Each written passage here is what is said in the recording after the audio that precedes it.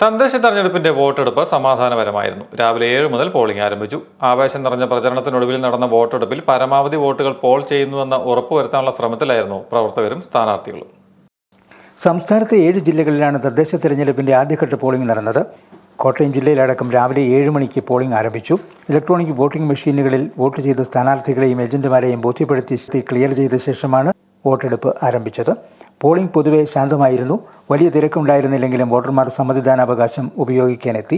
LDF, UDF, NDA മുന്നണികൾ നടത്തിയ ശക്തമായ പ്രചരണ പരിപാടികൾക്ക് ശേഷം പോളിംഗ് ബൂത്തിലെത്തുന്ന വോട്ടർമാർക്ക് നിർദ്ദേശം നൽകാനും സ്ലിപ്പ് നൽകാനുമായി ഹെൽപ്പ് ഡെസ്കുകളും ഒരുക്കിയിരുന്നു. പോളിംഗ് ബൂത്തിന് മുന്നിൽ സ്ഥാനാർത്ഥികളും പ്രവർത്തകരും വോട്ട് അനുകൂലമാക്കാൻ അന്തിമ ശ്രമം നടത്തുമ്പോൾ ചിലയിടങ്ങളിൽ പ്രവർത്തകർ തമ്മിൽ വാക്കേറ്റവുമുണ്ടായി. പോളിംഗ് ബൂത്തുകളിൽ വൃദ്ധജനങ്ങൾക്കും ഭിന്നശേഷിക്കാർക്കും പ്രത്യേക പരിഗണന നൽകിയിരുന്നു.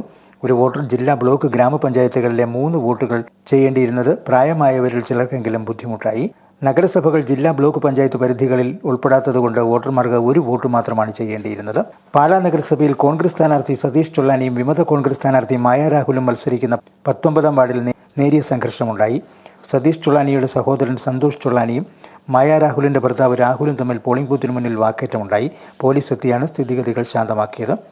കാണക്കാരി ആശുപത്രി പടിയിൽ മദ്യലഹരിയിൽ വോട്ട് ക്യാൻവാസിങ്ങിനെത്തിയവർ പ്രശ്നങ്ങൾ സൃഷ്ടിച്ചു. പരാതിയെ തുടർന്ന് സ്പെഷ്യൽ സ്ക്വാഡ് എത്തി ഇവരെ പിന്തിരിപ്പിച്ചു. ഏറ്റുമാനൂർ നഗരസഭാ പരിധിയിലെ 30-32 വാർഡുകളിലെ വോട്ടെടുപ്പ് നടന്ന SFS സെമിനാരി സ്കൂളിൽ നീണ്ട ക്യൂ ആണ് രാവിലെ ഉണ്ടായത്. വോട്ടെടുപ്പ് പ്രക്രിയയിലുണ്ടായ ചില സാങ്കേതിക പ്രതിസന്ധികളാണ് വലിയ ക്യൂ രൂപപ്പെടാൻ കാരണമായത്. ഏറ്റുമാനൂർ നഗരസഭയിലെ 2-ാം വാർഡിൽ മത്സരിക്കുന്ന സ്ഥാനാർത്ഥി അനീഷ് മോൻ വീണ് കിടപ്പിലായ അമ്മയെ ആംബുലൻസിൽ പോളിംഗ് ബൂത്തിലെത്തിച്ചതും കൗതുകമായി. കുളിമുറിയിൽ വീണതിനെ തുടർന്ന് തളർന്ന് കിടപ്പിലായ അമ്മയെ ആംബുലൻസിൽ സ്ട്രക്ചറിൽ കിടത്തി പോളിംഗ് ബൂത്തിലെത്തിക്കുകയായിരുന്നു സ്ഥാനാർത്ഥി കൂടിയായ മകൻ.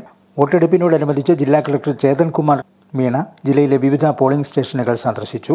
തദ്ദേശ തെരഞ്ഞെടുപ്പുമായി ബന്ധപ്പെട്ട് ഉദ്യോഗസ്ഥരുമായി അദ്ദേഹം ചർച്ച നടത്തി. ആക്ഷേപരഹിതമായ തെരഞ്ഞെടുപ്പ് പ്രക്രിയ പൂർത്തിയാക്കിയ സാഹചര്യം ഉദ്യോഗസ്ഥർക്കൊപ്പം അദ്ദേഹം വിശകലനം ചെയ്തു. തെരഞ്ഞെടുപ്പ് ചുമതലകൾ വഹിക്കുന്ന മറ്റുദ്യോഗസ്ഥരും കളക്ടർക്കൊപ്പം ഉണ്ടായിരുന്നു. Star vision news, Kottayam.